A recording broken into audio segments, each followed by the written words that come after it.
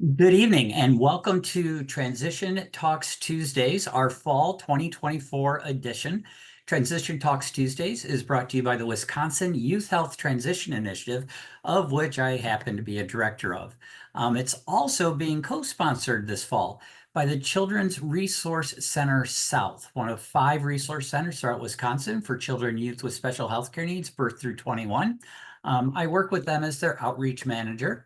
And we are just so very excited that the 3 Autism Society affiliates of Wisconsin all came together to also partner with us. So the Autism Society of Greater Wisconsin, South Central Wisconsin, and Southeastern Wisconsin. Between the 3 of them, they cover the entire state of Wisconsin with fantastic resources and trainings for families or individuals who have autism or have an autistic family member. At the end, you're going to get a couple of evaluations, one from our presenter tonight, Family Voices. You're also going to get one for Transition Talks Tuesdays because we love evaluations. We like to know what's going on and what's not going on. I will be monitoring the chat tonight. I will also be putting in various links as I can get my hands on them as Danielle presents. So thank you all so very much for being here. Thank you to our co-sponsors and really excited to partner with Family Voices of Wisconsin to bring What's After High School as the first of our Transition Talks Tuesdays, fall of 2024. Danielle, go ahead. Thanks, Tim. And hi, everybody. Good evening. Thanks for being here. And welcome to What's After High School. This is going to be a mile-high view of what you can look forward to and what to think about when it comes to the transition to adult life for youth with disabilities and special healthcare needs. The intention is to really give parents some awareness of what's to come and to provide some things to think about, and including where you can go to learn more about any of these topics. Again, my name is Danielle Tolsman, and I'm co-director of Family Voices of Wisconsin. I'm also mom to a young adult at home with special health care needs. So it wasn't that long ago that we were going through the transition planning process ourselves, and you'll probably hear me give a few examples about our family's experience as we go. Yeah, Danielle, do you mind if I just jump in right away here? Because I totally forgot that one of the most important roles that I bring is I too am a dad of a 26-year-old with autism. And so these whole topics on transition is something that Danielle and I have lived through. So just wanted to put that out there as well. Thanks, Danielle. Thanks, Tim. So a little about us. Family Voices of Wisconsin is an affiliate of National Family Voices and serves as Wisconsin's HRSA-funded family-to-family health information center. We are also part of a statewide network serving children and youth with special health care needs under Wisconsin's Title V program. For us, though, our work is really focused in 3 core areas. The first is really developing easy to understand information for families through newsletters, fact sheets, and trainings, just like this one. We also provide family leadership opportunities, and also we're engaged through our involvement in systems change and some different public policy initiatives. I mentioned earlier that we are part of a network of organizations and agencies all working together under Wisconsin's Title V program. And here are those people. The strength of this network for me really is that when we're asked a question by a family and we don't know the answer or the next step, one of these partners can help us help others. So we're going to take just a moment for a quick poll so we can learn a bit more about you. Tim, if I can trouble you for link number 1 in the chat, please. Our work and presentations are covered by grants, and our grantors have asked us to share and report back just a little bit about those that we're presenting to.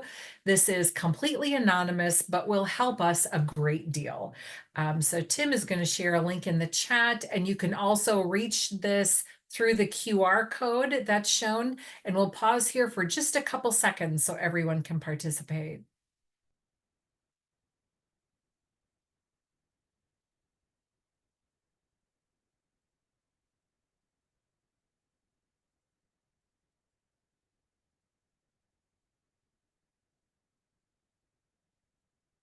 Thank you for doing that. So here's an overview of what we'll be talking about relating to the transition to adulthood. We'll be talking about decision making, including how there are legal status changes that happen at age 18 and what that can look like. When we get to the part on long-term supports and healthcare, we'll talk about private health insurance, public health insurance, and some of the programs that can support our kids as adults once they age out of those children's programs. Then we'll talk about what you can expect to change as far as at school and education, including vocational programs. And we'll wrap up with living and working in the community and what that can look like. I also want to say that we'll be packing a lot into this short presentation tonight. And if there's anything that we're talking about that is of interest, Tim will be following up later with that resource guide that'll help you dig a little deeper into any of these topics. So to get us started, transition, or the transition to adulthood, really touches every part of a child's life. Of course, it begins with each individual child. Skills can develop continually from the day they're born through the lifespan, and transition skills can begin when a child is very young and continue to develop and build, including way past the age of 18. So we're going to talk about how the transition to adulthood touches school, community, healthcare, and public benefits, and the community overall. And as we go through this material, you'll see that some of these topics are age dependent and some are areas to consider over the course of many years.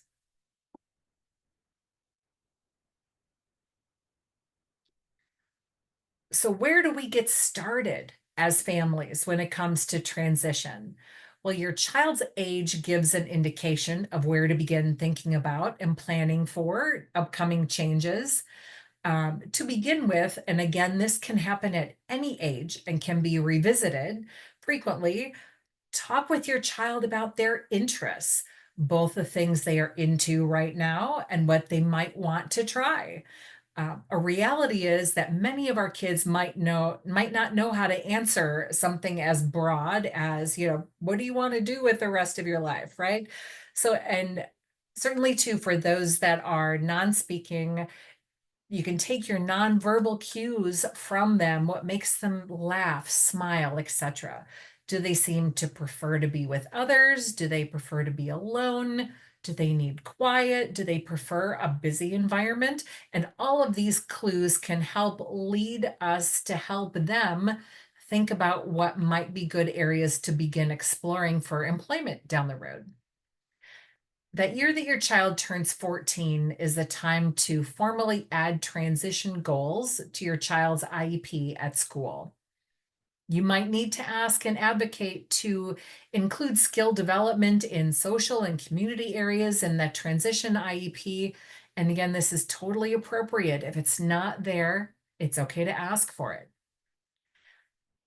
And certainly to try to identify a process where you're going to keep track of all this, where you're going to keep track of all your notes, written or electronic, because there's going to be a lot of planning and correspondence and emails back and forth. So keeping organized as you start planning for transition will save you a lot of time looking for things later on. Certainly you can use an online tool like a Google Drive or a paper binder with tabs, whatever method is going to work best for you. So next, we'll talk about some important dates to have in mind.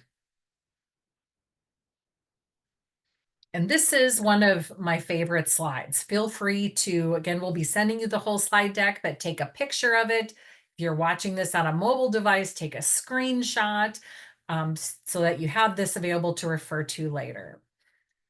Not all transition activities include dates that action needs to occur on, but some do. So this is just a quick review of some of those key times to remember. And this will be a fairly quick run through, but you'll have these to look back on. So ages 14 to 21, as I mentioned earlier, formal IEP transition planning at school starts the year that your child turns 14.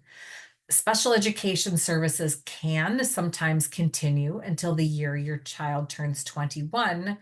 So, for example, if your child turns 21 in October, the special ed services can continue through the end of that academic year. If they turn 21 in July or August, well, then special education services can end in June. And really understanding and planning for when school will end is important to planning for what comes after school. And we'll talk more about that in a few minutes. At age 17 and a half, you're going to want to connect with your county ADRC or Aging and Disability Resource Center. Every county in Wisconsin has one. They provide great information on adult services in your community. They'll connect you to determination offices to see if your child is eligible for different adult world supports and services like Social Security and long-term support programs, like family care or IRIS. More on those two coming up. Some ADRCs have transition specialists that only work with youth in transition. That's all they do. I should also add that for families currently in CLTS, which is the Children's Long-Term Support Program, your support and services coordinator might do a warm handoff and bring the ADRC with them when they come for one of their usual visits to start that transition to adult programs. Usually CLTS continues, by the way, until our kids can make that transition. For example, my son remained on CLTS until the year he was 19, and that handoff occurred between CLTS and adult programs. So there isn't a big cliff there, so don't worry about that. Just be aware that there's a handoff that'll occur. At age 18 in the US, people become legal adults the day they turn 18. So while parents will have full authority when their child is 17 years, 364 days old, well, that ends the next morning when they're 18. Now they are legally responsible for themselves, and there are multiple responsibilities, of course, that come along with that. It might seem like a lot to look at this list, but there are many things we can do as parents to help our soon-to-be adult kids be ready for this time. More on that in a moment. So now that I've kind of got us warmed up and thinking, let's dive into decision making and what that can look like.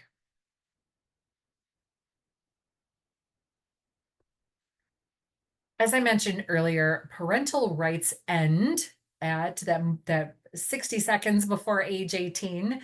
And that is the time that your child is legally responsible for their own choices and their own decisions. There are adults, though, who may still need to have others assist them in making decisions, and that's referred to broadly as supported decision making. There's multiple tools that can be used to support our young adults.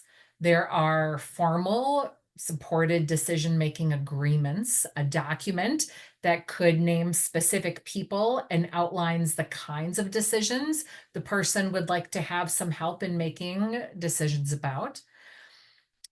And by the way, we do have a learning session that is just about formal supported decision making.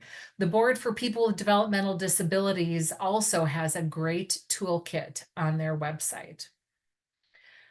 Some other tools around this include powers of attorney, guardianship, and even a simple release of information form signed for at the doctor's office, at the bank, or at school can also be really helpful tools. So a little bit more about supported decision making.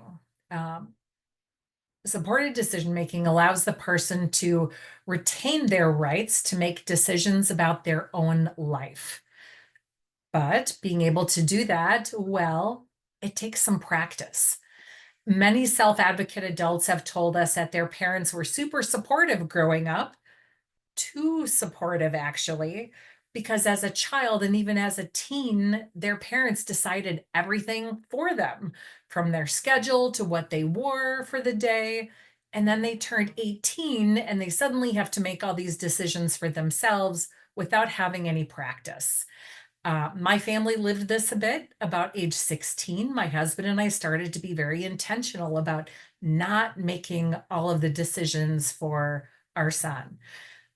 We were there as a safety net and we talk him through possible pros and cons of a decision, but we really started to defer more decisions to him starting around that age. Of course, starting younger than 16 is always best, but it's never too late to start.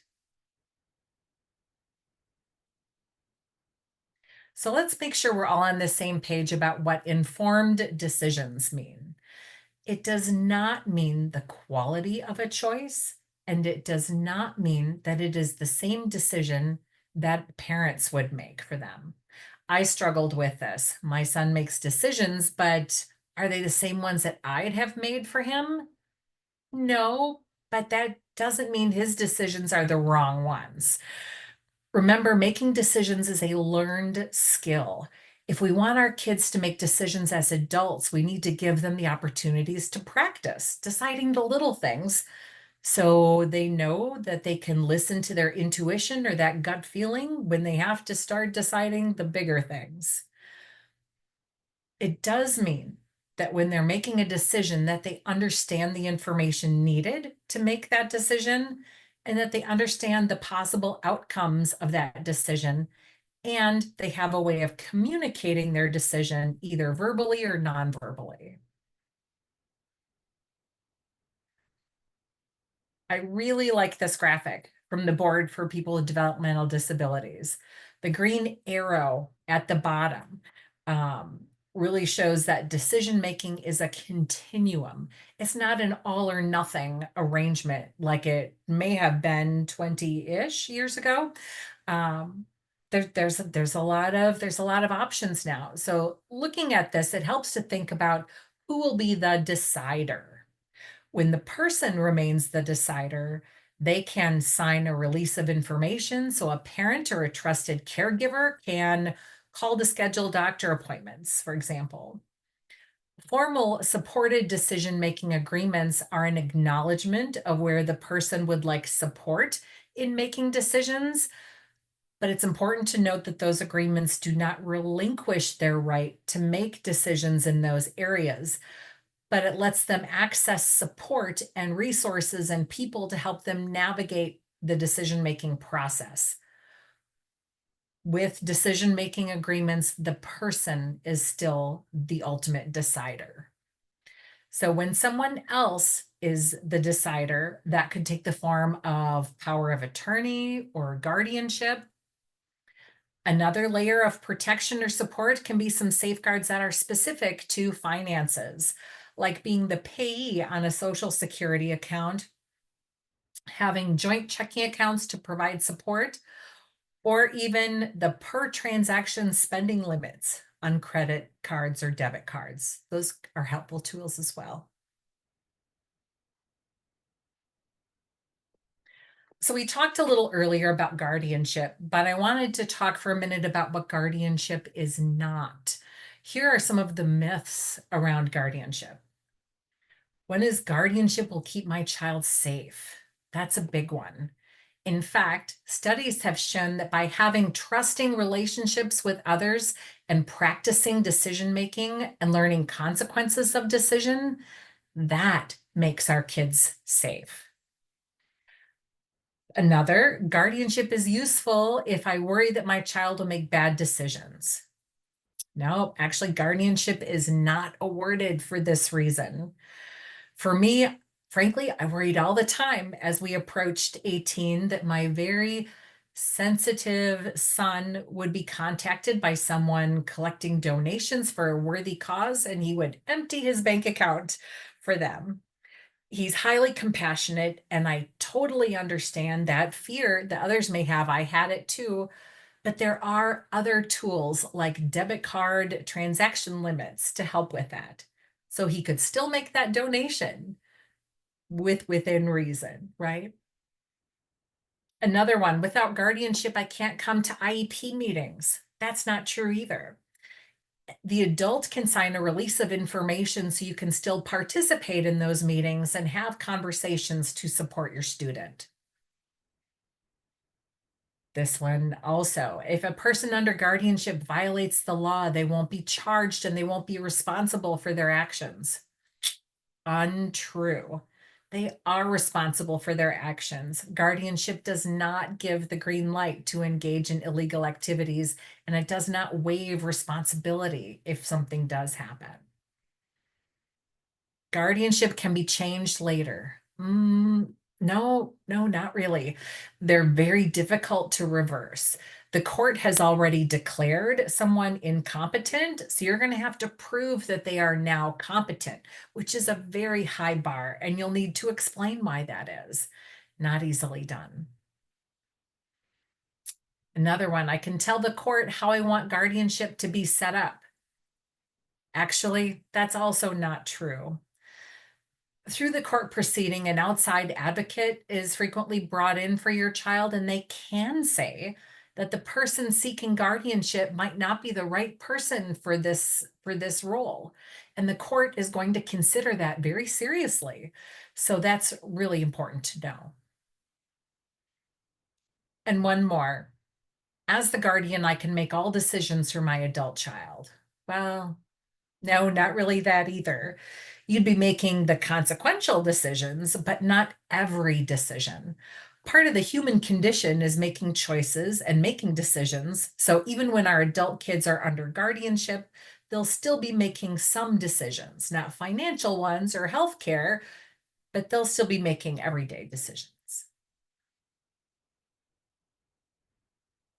So, how do I know how to decide this, right? Well, first, start having conversations with your teen or your young adult about their preferences with decision making. Chances are they already have an opinion about this. Talk with other families about the decision they made when it comes to this. What did they decide?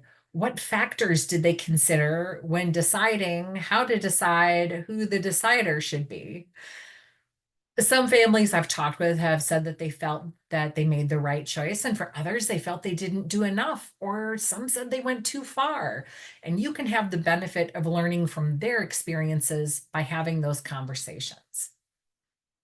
Keep learning about all the tools that are available, and you're doing that right now by being here. And if you're unsure, start with the least restrictive tools first. This is not something that you have to do at 18 or not at all. In fact, judges today look at the tools that have been tried and attempted before really considering guardianship. Something you can do is ask your soon-to-be adult to sign a release of information at those critical spaces, at school, at the health clinic, so you can still help at IEP meetings, and you can still be of support at health visits. And most importantly, take your time with this decision. There's no need to be hasty. So before we dive into long-term supports in healthcare, I'm glad to do my best to answer any questions on this, Tim. Do we have some?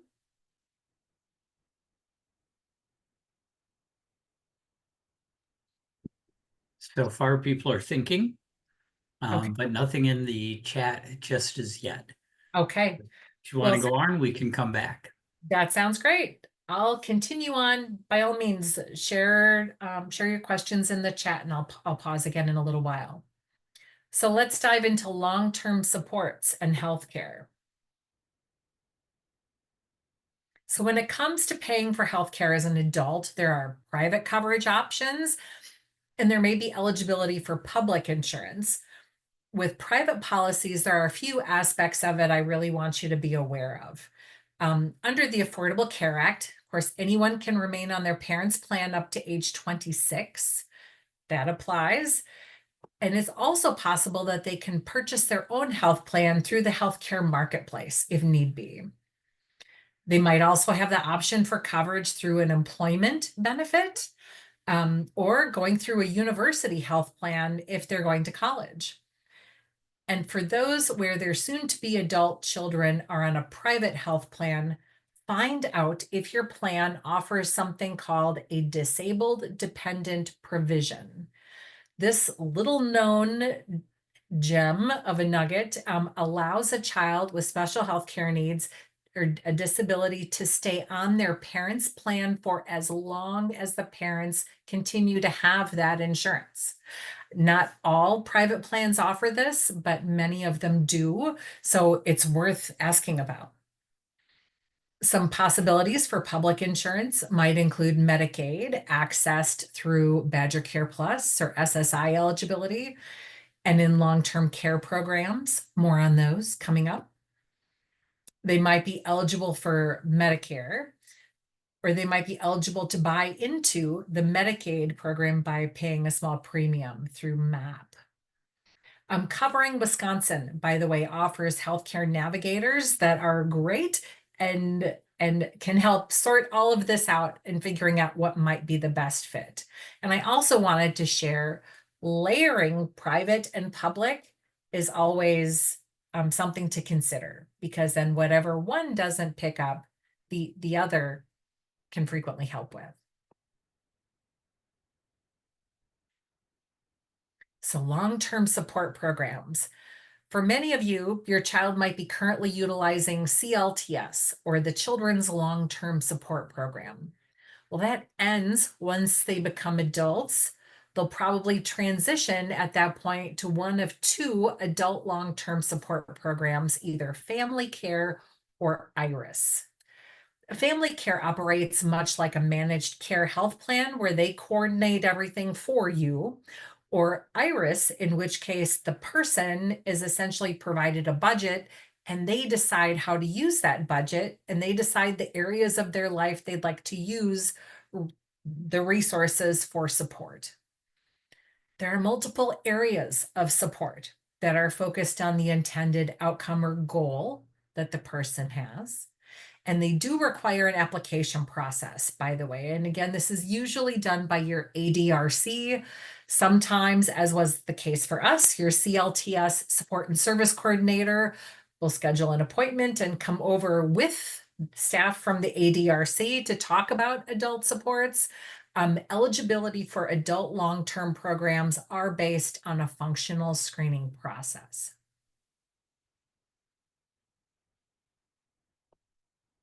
So healthcare providers will change oftentimes for our kids. For example, we might see a pediatrician or a children's dentist or a professional that specializes in pediatric neurology, for example. Some might be able to continue seeing your adult child, but others might not. So consider asking at your next appointment so you're not caught off guard, and you can plan for those roles to change to an adult provider before you need one. I also want to mention, if you learn that your child, your child's provider is willing to continue seeing them as an adult, keep in mind that sometimes can change too, as policies change or staff change. That unfortunately happened to us. We lost our favorite child dentist when they had the business that was at that practice had a change in ownership. And so they changed that policy. It happens. Also, too, when it comes to hospitals, those that might frequent a children's hospital, well, just environmentally, children's hospitals and adult hospitals are very different. So if you're used to frequenting a children's hospital, you're coming up on adulthood, might be worth dropping into the adult hospital for lunch a few times. Explore the building if you can, more than once. It's also a good time to start thinking about portable medical information, including have an emergency plan, maybe a medical summary of some type that travels well, maybe a medic alert bracelet. They make some now that are that rubbery, squishy bracelet material.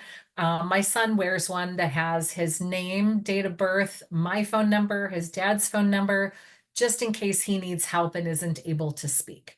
So you want to start having those plans, because certainly as our kids become adults, we can't be with them all the time.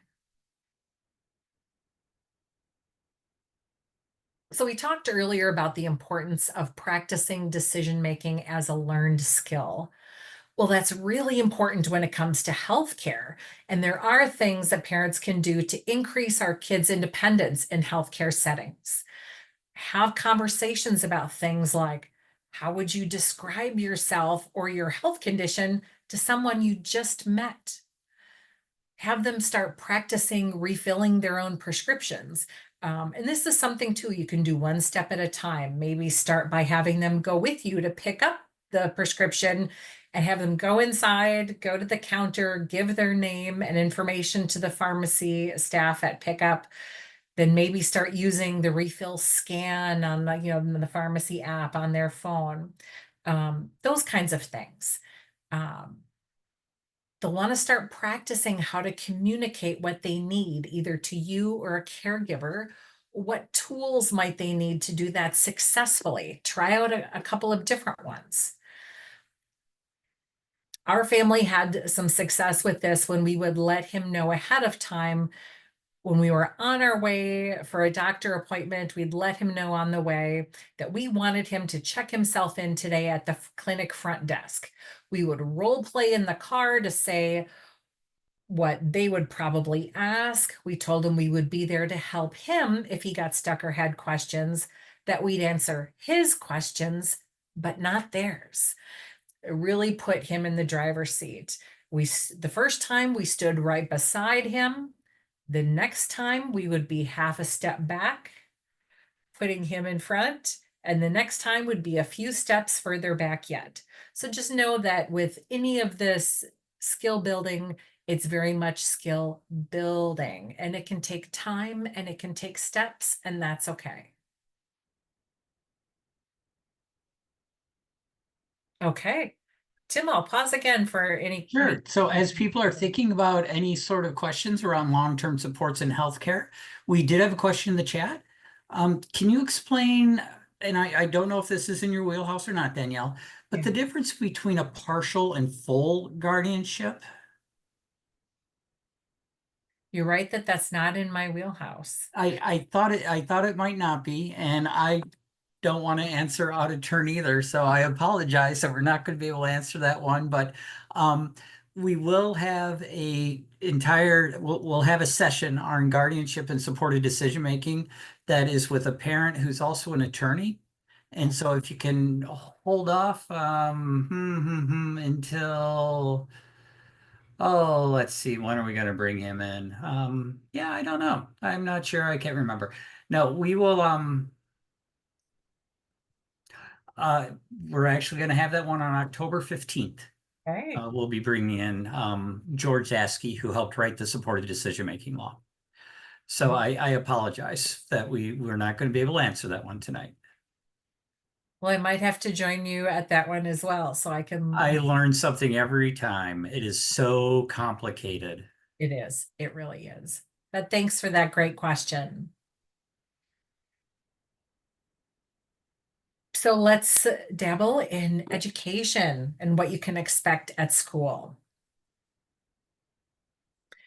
So transition planning as part of the IEP process starts at age 14 with a PTP, or that post-secondary transition plan. Remember that when our kids turn 18, even if they're still in high school, the rights over the person still move from the parents to the person at age 18. So you'll want to ask them to consider signing a release of information so you can still support them at school. in this PTP, the team should start thinking and talking about life after high school, including how our young adults can continue to have a sense of community even after their years at school are finished. Because for a lot of our students, they've been going to school for 12 plus years, and in that, they develop a sense of community at school. So when school ends, there can be a sense of loss for that community. We'll talk more in a minute about that, but it is certainly an important element to keep on the radar when this post-secondary transition planning is taking place. You're also going to want to keep an eye on the type of courses that your student is signed up for as they work toward a diploma or certificate of completion. So transition programs can have kids continue in high school beyond age 18 up to the year they turn 21. If your child goes this route, they can still participate in graduation ceremonies with their peers. Just that folio that they get after crossing the stage might be empty, or it might have something else in it. But just know that they can still participate in those ceremonies, and they should. If they get a diploma, their time at school is complete, and they do not usually go on to stay in school, in that case, to age 21. But if they do, here's a list of some of the things that kids can do in these transition programs. And this is not exclusive. There's certainly many more things. They might take a college course or do some job shadowing or volunteering. They can certainly practice life skills or learn about public transportation, for example. Okay, but what about homeschoolers or those in private schools? Well, if your youth is at these transition ages and doesn't have an IEP, some things will need to be initiated by the family because the school won't be doing that for you. Again, start working on skills to build independence, and families will need to proactively call the Division of Vocational Rehabilitation, or DVR in this case, if they'd like to use these services for vocational or employment supports, and more on that agency in a moment. But usually the school makes that connection for you. But if you're homeschooling, you'll want to call your DVR office to get your child plugged into those resources. And you'll also want to find ways to maintain, again, those social networks, including clubs, so those connections can continue even once homeschooling is done. Okay, DVR, the Division of Vocational Rehabilitation. They usually get involved starting around age 16, or when our kids have about 2 years left of high school. DVR counselors can participate and attend IEP meetings, by the way. It's actually a great way for them to get to know our kids. DVR pays for supports for many, many things, all on this list. And it's important to note that they don't usually provide the services themselves, but rather they pay local agencies or organizations to provide these things. For example, for my son, DVR paid for a few job trials, some internships, so he could have some experiences to figure out what kinds of things he liked and figure out what he maybe liked a little less. They paid for his transportation to work. They paid for a job coach, someone to support him in this role at work. And eventually those services were all provided by his long-term support program. But DVR got him started and continued to pay for those things until the long-term support program could start picking it up.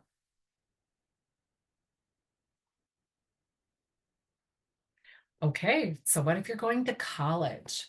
I think the big thing here is to recognize that self-advocacy skills being developed before college are especially important. IDEA and the laws that dictate a lot of IEP regulations at school, well, those don't apply in college. In college, the student needs to seek out the supports they need because support will not come to them. They need to seek it out and ask for it and be comfortable doing so.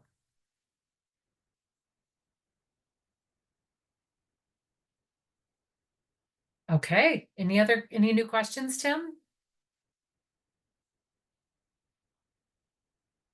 Let me check. Just posting. Question is, do you have to apply to DVR to receive services? So if you could just explain a little bit who can apply to DVR and maybe that process a little bit.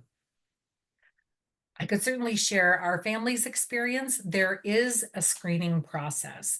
I think anyone could certainly apply, and there is a screening process for us. It was actually, there was a couple of layers to it, a couple of interviews, a couple of appointments. They were all virtual or by phone, so that you can be determined eligible. And then you'll meet with someone, talk with someone that works with the agency, and I think they get a sense of what kinds of areas of support that they think that you're going to need to be successful in an employment setting. We recently went through this process. I'm in Columbia County, and I can share that it from beginning to end, it was 8 to 10 weeks or so from the time we applied until now the gears are moving and we've been referred to a job developer. So hopefully that helps. Yep. And if you're in a public high school in Wisconsin, is DVR has counselors assigned to each high school. And so those high schools, the special education program at the high school, if you are not already being connected to DVR through the high school, talk to your high school special education department, whoever your contact is, and say, hey, I want to get in touch with DVR. They should already be proactively doing that in high school. If you have not been in touch with DVR throughout your high school, let's say your young person becomes this young adult at 18 and you're working with the children's long-term support or the adult long-term support program, you can also talk to your case manager, your support and service manager, and say, hey, I'd really like to find out what employment support is out there. And they could definitely make that referral and help you through that process. Question about, I thought you could apply to DVR at 14. Has it been changed to 16? I do not believe so. I believe you can apply. You just may not get a lot of times the younger kids will get what DVR calls the pre-employment services. So you still can receive services, but it's not going to be the full transition services from DVR. And if I can, Tim, I'd like to add as well, you can utilize the services of DVR at any time, whether you're 16, 18, 21, 42. And you can also utilize it multiple times. This is actually, we're just gearing up for our second round of utilizing the services of DVR. And so that's important to know too. Go ahead, continue, please.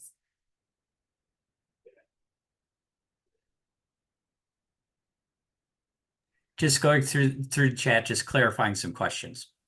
So I'll let you know if I figure out exactly what it is. Great. Okay, well, in the meantime, our last section, thanks, Tim, we'll spend just a few minutes talking about living and working in the community. There are all kinds of options and considerations when it comes to working in the community. Integrated employment, or what I guess I describe as traditional employment, the way many of us think about it. This can be a position they apply for, an interview for, with or without supports in that process. And supported employment, meaning that they might have support at work. For example, my son had a job coach that helped him stay focused on tasks and helped him navigate the next steps when he would complete a task. Segregated employment still exists, but frankly, many advocates are working to eliminate these. These are environments where employers are able to compensate workers with disabilities at less than minimum wage. This is something that was established before all of the integrated employment supports were available. And so I think that the community is largely trying to make that pivot. But these environments for segregated employment they are still out there. Self-employment is becoming more and more popular. And by the way, it's something that DVR resources can help support, whether it's being a YouTuber for a living or, frankly, someone that I know is a lawyer and a school board member. Self-employment is becoming more and more common. Day services offer a wraparound program where the person spends part of the day working and part of their day doing other things recreationally, all in the same building. So any of these job situations can be full-time or part-time, or they can be mixed, matched, or combined.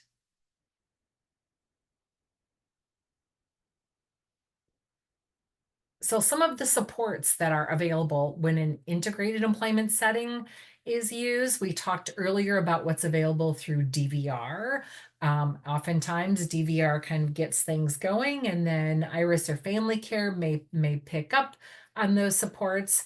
There are vocational agencies that do things like job developing, which is they might make that initial contact with a potential employer. They can help with securing any adaptive equipment that might be needed to be successful at work too, and a whole lot more.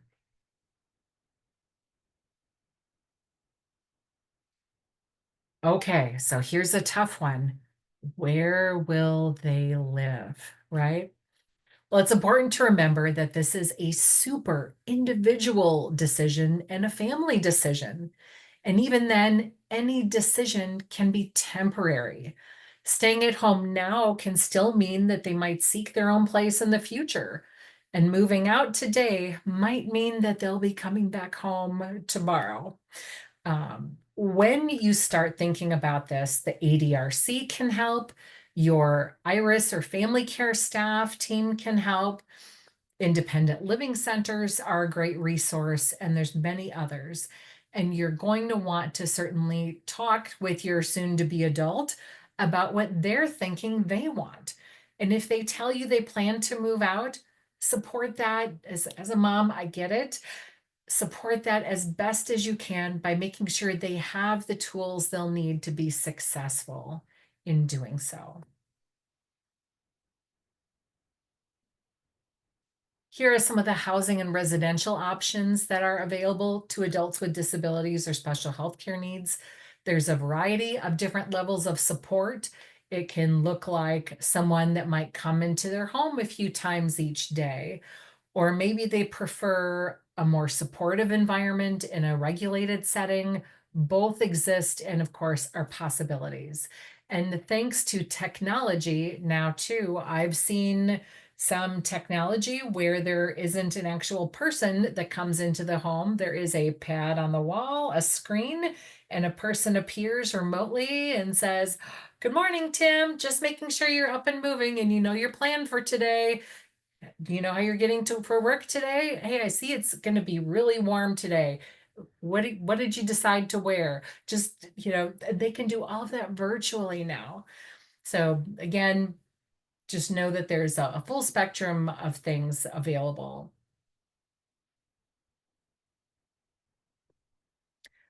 And one of the most important things about adulthood is how much the sense of community around our kids changes. They used to go to school every day, but maybe now they are not. Maybe they're used to a busy home life with parents and siblings, but now they live on their own and they are not. So keeping up with friendships and social connections is really important. Looking for things to do for fun, community engagement, through including voting, volunteering, and continuing, of course, to stretch themselves and to keep trying new things. I know this has been a lot of information to think about, and that everything, of course, cannot be done at once. So consider what you want to handle first and go from there. Who will help you with this process?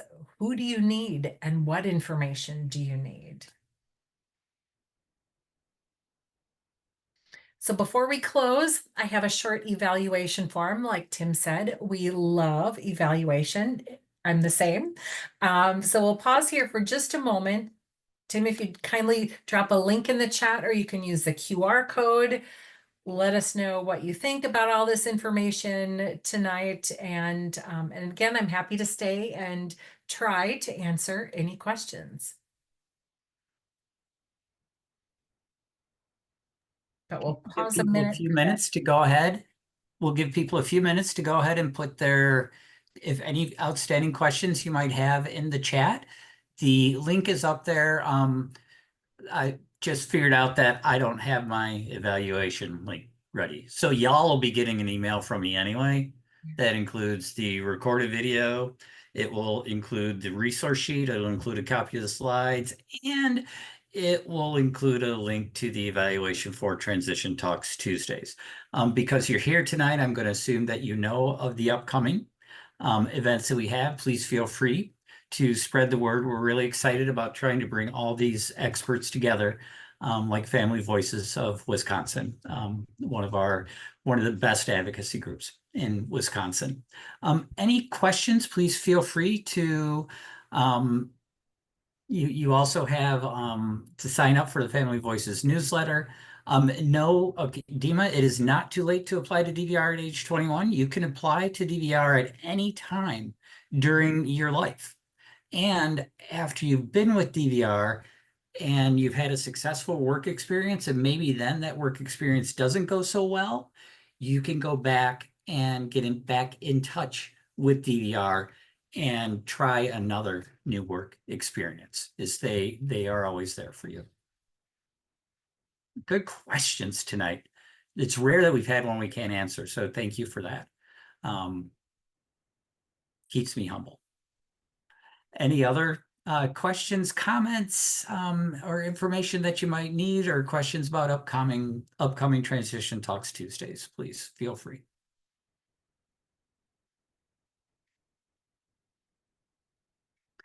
Yes, so this is the second comment. One was a individual message.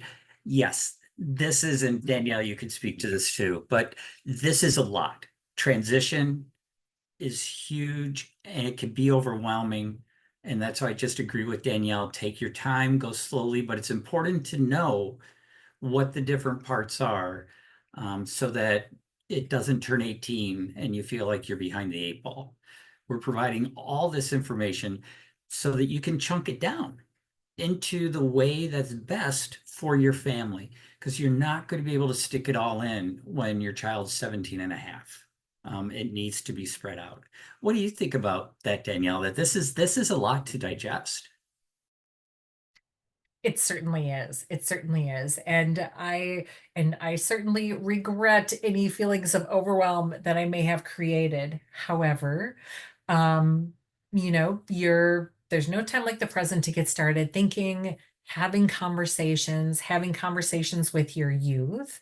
I encourage you, since this is recorded, consider watching it with them. Pause it, have conversations. They raise a good point. What do you think about that? And start having those dialogues, because as we have those conversations with our kids start thinking too, and it can continue. It can continue. Yes, there is a lot to know, and this is designed to just give that bird's eye view of some things to think about. So there's also a question, how do you decide about guardianship versus supported decision making? Can you explain a little bit about how your family has gone through that? And if you want, I can start by explaining what my family has done. So one of the things that we considered was, how safe is he? We have a similar child that Danielle, that I'm very worried that someday somebody is going to convince him that he needs to give them all their money. Again, a very caring child.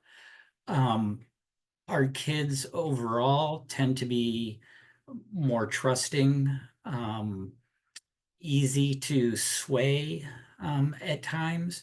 And so that safety was a real worry for me and a lot of families. If the my son's able to make his own decisions. He doesn't make the decisions that I want him to make all the time.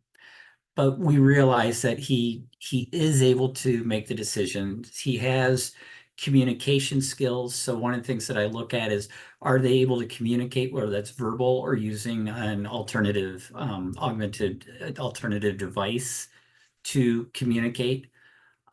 Even if they can't communicate, it doesn't mean they can't make decisions or aren't able to make decisions. I guess for me, what it came down to is I knew that if we looked at guardianship, I would have to say that I believe my child's incompetent, that he's not capable of making decisions, and he is, it was very, for us that was easy, but that's the main thing is it's for me, it that balance between safety and self-determination, and that they have a right to self-determination. But there may be a case with families where safety says, or development says, I or somebody else needs to make the final decisions. Even in guardianship, it is highly encouraged that the person under guardianship is still the person who is talked to about the decisions, offered the options, that they get to lead the life that they want to lead as best as possible. Because guardianship isn't meant to take over somebody's life. It's meant to support them in being safe and keeping safe in those decisions. So those are my thoughts. Danielle? My experience was similar, Tim. We were actually advised by a very caring support and services coordinator. She said outright, you know what, you just want guardianship. And I didn't know that there were alternatives. I thought it was an all or nothing, type of deal. And protection and safety was very heavy for us. Again, a very caring young man, where if Sarah McLaughlin called, and said, help my puppies, he would give them the moon, the sun, and the stars. And I'd then, give the money to Sarah McLaughlin. yeah, Breaks my yeah. heart, her puppies. Right? Yes, absolutely. And we certainly want to support that compassion. However, like you were saying, there was worry on mom and dad's part that he's vulnerable. Um, One of the things that we started to recognize is that we could help him build capacity for self-advocacy by, frankly, backing up. We spend so much time providing support that we were over supporting and not giving him a chance to develop that gut feeling or that instinct of, something's not right here. And so by backing up a little bit, we did that. There was briefly, there was an occasion where after he turned 18, his dad and I went to an appointment with his speech language pathologist because it was just convenient. We moved around some of his goals. He went to his next appointment, discovered that his goals had been changed, came home and walked right up to his dad and I and said, you can't tell me I'm an adult and not let me be one. And of course, once I got over that shock of, oh, what? Why are you talking to me like this? I thought, you know what? He's right. He's right. And I need to reinforce that he needs to stand, that he can stand up on his own and that he was right to do so. So for us, it was also a matter of protection and safety. Um, we were able to work with that by helping him build his self-confidence in his own decision making by giving him opportunities to practice that decision making. And we also went the route of supported decision making. Ultimately, he's now 23 and it's been working well for us. But he also naturally looks to his dad and I and his big sisters for information, and he seeks our input and insight before he makes decisions. So because that happens organically already, it gave us a little bit of extra confidence and comfort in trying supported decision making. I think too that, as I mentioned earlier today, judges are aware that these other tools exist, and so they do look for families to have tried these other things and before taking the step of guardianship. There's also an online course now that anyone newly seeking guardianship needs to complete. It's offered online through, I think, UW Green Bay or an extension of Green Bay. And that it's about, I'm hearing like 5 to 6 hours to complete the curriculum, and included in that is about supported decision making and alternatives to guardianship. And it's free and it's open to anyone. You don't have to wait until you're seeking guardianship to go try that out and to potentially learn something from it. So I'm just offering that as well. And Tim, you're still on mute. And another question in the chat. Do any of these processes look different if your child is unable to participate in the decision-making processes for these big decisions due to intellectual and developmental disorders? Thinking about those who will need full-time support as adults. Do you recommend any other resources for these situations? If you want, I can start, Danielle. Is the developmental and intellectual condition of a person needs to be taken into account. Absolutely. So with healthcare transition, especially if your child is in complex care, not everything about healthcare transition is going to apply. If they're not going to ever be able to make their own appointments, then they don't need to learn how to make their own appointments. They may never understand what the medications are or picking up their prescriptions. It's just not everybody's going to be able to do that. What we still encourage is how can they take a role, depending on their development, in their healthcare and in communicating with their healthcare team, even if they are under guardianship. And so we all exist on the spectrum. And that's why, like, when you look at the adult long-term support systems, you have something like family care, where you will be in an HMO, you're going to know exactly what you're going to have. They're going to walk you through that program. On the other hand, you have Iris, where you're going to self-direct and make more decisions about the supports that you would like and you need. You don't just have this blanket supports like you do with family care, which resembles, again, a regular insurance type plan, just more, there's some more benefits to that. So each one of these ideas should definitely be modified depending on the person's capabilities. What he said. Yeah.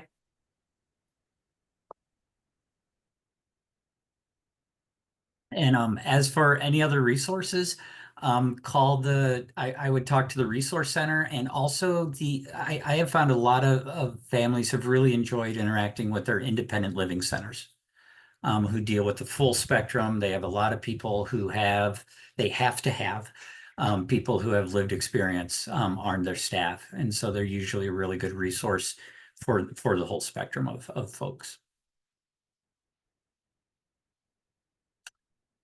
Okay, well, thank you for hanging out 5 extra minutes with us. Appreciate it. Oh, and thank you, Barbara. If you are interested in helping out or learning more on your county level, a lot of counties have what's called a county community on transition. And they bring together the educators, families, employers, DVR, ADRC, to talk about how transition can work better and how they can integrate it better, and how kids and families can learn about transition better inside that county. And so it's a more personal, so to speak, county level. While county level is more personal than state, still not very personal, but it's getting there. But yes, feel free. And that information is also available at the Transition Improvement Grants website. The TIG website has information. You can find out if your county has a county community on transition. And I can pretty much tell you that every single one of them would love to have more parents involved. flat out. They need more parents involved. Other questions, comments? All right, well, I hope y'all will come back and join us for a few more of these Transition Talks Tuesdays. Danielle, thank you so very much for being here. Hope everybody has a fantastic night. We know it's overwhelming. Chunk it down piece by piece, step by step, keep moving forward. You got this. You're coming behind are some parents that have gotten it before. We made it through. You're going to make it through as well. You can do this. Thanks for being here tonight.